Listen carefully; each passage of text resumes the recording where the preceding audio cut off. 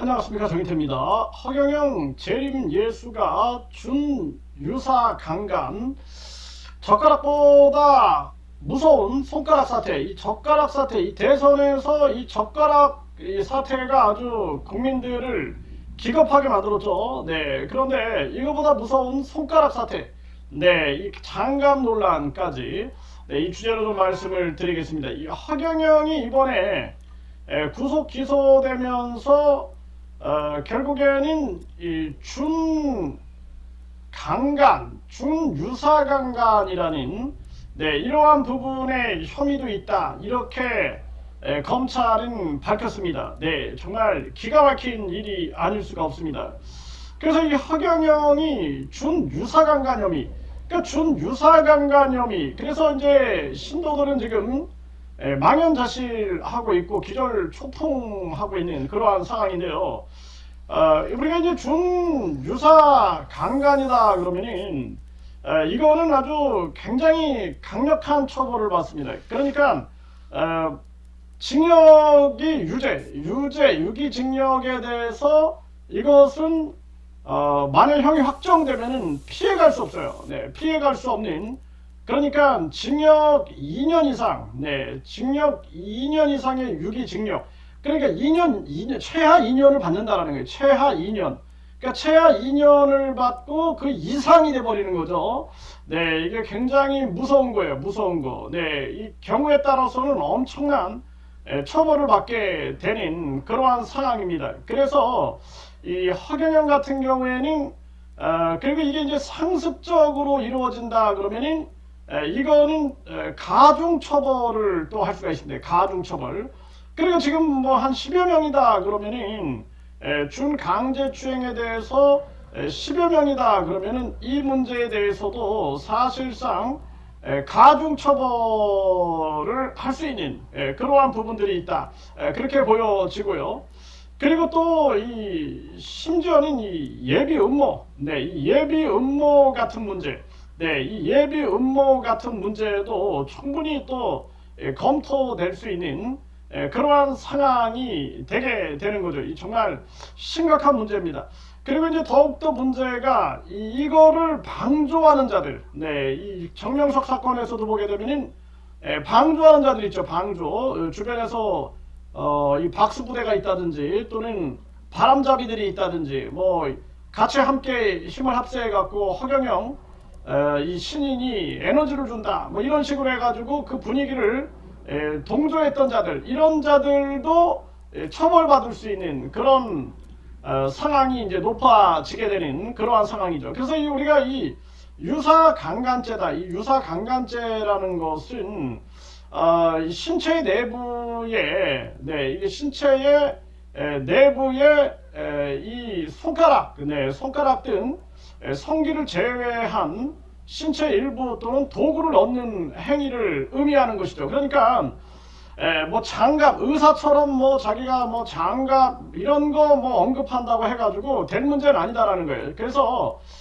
검찰 수사 과정에서 뭐 장갑 논란이 있었다 이런 얘기를 전해 듣게 되는데 그거는 이제 이 검찰 입장에서도 말도 안 된다라고 판단을 하게 된 상황이 아니냐, 저는 그렇게 보게 됩니다.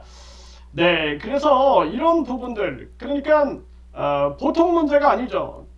이런 문제들로 인하여 지금 이 허경영이 준 또 유사강간, 네, 준 유사강간 이 혐의를 또 받고 있는 거죠. 본인이 모든 범죄가 우주 만물 창조신이다, 여기서 출발이 된 거예요. 그 전에 우리 그 종교범죄대책협의회에 이 한 그 감사, 네, 이 감사께서 항상 그 주장을 했어요. 이 모든 범죄는 우주 만물 창조신에서 비롯했다. 이 허경영의 모든 범죄가 지금 본인이 우주 만물 창조신이다, 여기에서 이제 비롯되는 거죠. 그러니까 심리적으로 지배가 되는 거죠. 심리적으로 지배가 되고 심신 상실이 일어날 수 있게 되는 거예요. 우리가 예를 들어서 뭐 술을 마셔가지고 심신상실이 되는 경우도 있지만 완전히 이 정신적인 기능에 장애를 입히는 게 그게 바로 사실상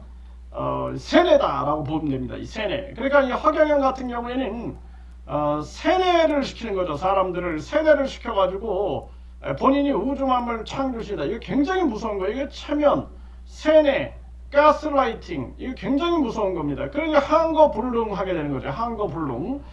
네, 그래서 이제 우리 대한민국이 정명석 사태와 허경영 사태를 겪으면서 종교범죄 가중처벌법, 네, 그리고 종교범죄 전담수사팀, 그러니까 경기 북부경찰청, 뭐 경기 남부경찰청 이 정도로 이 지역 경찰청에는 우리가 반드시 종교범죄 전담수사팀이 있어야 된다. 종교범죄 전담수사팀이 반드시 존재해야 한다. 그리고 우리가 국민권익위원회가 있어요. 국민의 권익을 위해서 존재하는 기관인데 국민권익위원회에다가 이 종교범죄 신고센터를 운영해야 한다는 거예요.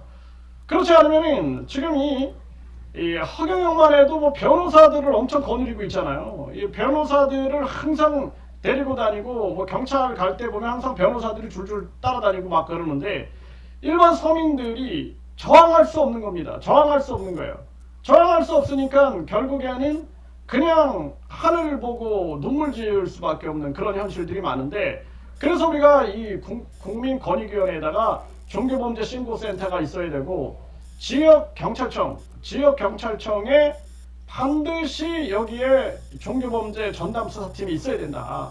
그리고 공익변호사를 지원해야 한다. 공익변호사. 그 종교범죄 문제는 무조건 공익변호사를 지원해가지고 이 사이비 종교를 비호하는 그러한 돈만 추구하는 변호사들, 그런 변호사들을 저항하고 그리고 이들을 강력하게 대체할 수 있는 그런 이 공익적 시스템을 갖추지 않으면 안 된다. 저는 그렇게 보고 있습니다. 그래서 이 정명석 사건과 이 허경영 사건을 통해서 우리가 종교범죄 가중처벌법, 종교범죄 피해자 지원법, 그래서 이번에도 심리치료 지원한다 이런 얘기를 하고 있는데 종교범죄 피해자에 대한 직업재활을 지원해 줘야 돼요. 우리가 뭐 직업전문학교 많잖아요. 직업재활에서 취업할 수 있는, 재취업할 수 있는, 아니면 거기 계속 완전히 그냥 세뇌가 돼가지고 끌려다니게 되는 거예요. 영원히 끌려다니게 되는 겁니다. 이게 아주 무서운 상태죠. 그래서 사회로 복귀할 수 있게끔 직업재활, 심리치료, 그리고 공익변호사 지원, 이것이 굉장히 중요하다. 그리고 종교범죄 피해 예방법 해가지고 종교범죄 피해 예방 교육을 유치원 때부터 해야 돼요. 누가 내가 신이다, 내가 하나님이다 막 이렇게 해가지고 사회 봉사를 하는 거는 우리가 박수를 칠 수 있겠습니다. 네, 헌신하고 봉사하고 그러면 그 사람이 진짜 하나님처럼 보여요. 근데 그게 아니라 돈 가져와라 그러면 벌써 사기인 거예요. 그거는. 네, 돈 가져와라. 허경영이 내가 우주만물 창조신이다 그리고 아주 그냥 근검절약하면서 무슨 롤스로이스를 타고 다니고 꼴값을 떨었죠. 네, 그게 아니라 아주 근검절약하면서 헌신하고 봉사하고 무슨 하늘궁이 필요해. 초가집을 져놓고 하나님이 무슨 하늘 궁이 뭐가 필요하냐고, 궁이. 네? 그렇게 해가지고 봉사한다 그러면은, 그리고 그냥 처절하게 어려운 사람들 봉사하고는 사람들이 야 정말 훌륭한 분이구나, 이 존경을 하죠. 존경을. 그런데 돈 가져와 천국 보내줄게, 돈 가져와 축복 줄게, 돈 가져와 돈 가져오면 천사 판매해줄게, 천사 들어가라 이러고 앉아있으니 꼴값을 떠는 거 아니겠습니까? 그래서 이 허경영, 네, 이 재림예수가 준 유사강간한다. 신도들은 빨리 깨어나야 된다. 이 허경영은 절대 아무것도 아니다. 그리고 빨리 우리 사회로 복귀하고 가정으로 되돌아와야 한다. 이 분명하게 말씀을 드리고, 이 젓가락 사태만 해도 이게 충격을 받았는데 이 손가락 사태, 그래서 지금 이 피해자들의 주장에 의하면은 이 허경영이 자기를 안으라고 하는 거예요. 이렇게 안으라고 해놓고 자 이렇게 앉잖아요. 안으면은 허경영이 한 손으로 이렇게 앉고 한쪽에서는 손가락이 작업을 했다라는 것입니다. 정말 제가 뭐 방송이라서 말은 못하겠고 그 얘기를 들었다 보면은 정말 강력한 분노가 치밀어 오르고, 또 그걸 가지고 즐기기 위해서 갔다, 허경영에게 즐기기 위해서 갔다 이렇게 또 조롱하는 자들이 있습니다. 그런 자들도 2차 가해로 싹 다 심판을 해야 한다. 저는 그렇게 말씀을 드립니다.